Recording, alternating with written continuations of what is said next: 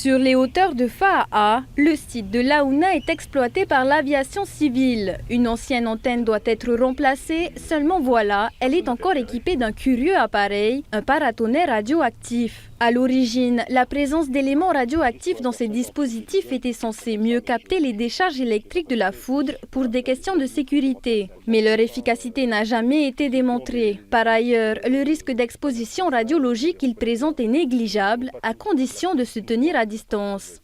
Le risque qu'il peut y avoir, c'est le jour où on va démonter ce paratonnerre, on va le descendre au sol. Le risque, c'est de rester à proximité ou de le manipuler.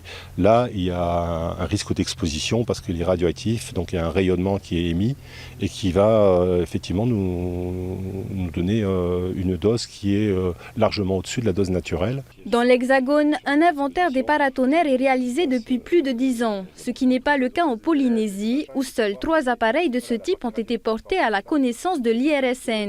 Ce qu'il faudrait, c'est effectivement que les gens qui voient des paratonnerres comme ça, c'est-à-dire un paratonnerre en bout d'un mât, le signalent soit à la mairie, soit à l'inspection du travail, soit à la direction de l'environnement. Enfin, il n'y a rien qui est encore établi.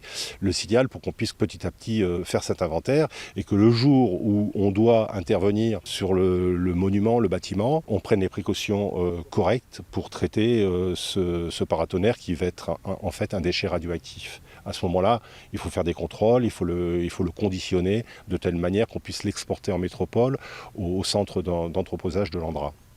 Antennistes, couvreurs, charpentiers et autres professionnels qui travaillent sur les toits sont les plus exposés sans forcément le savoir. Dans tous les cas, la règle est simple, ne pas manipuler ou s'approcher de ces paratonnerres et signaler leur présence.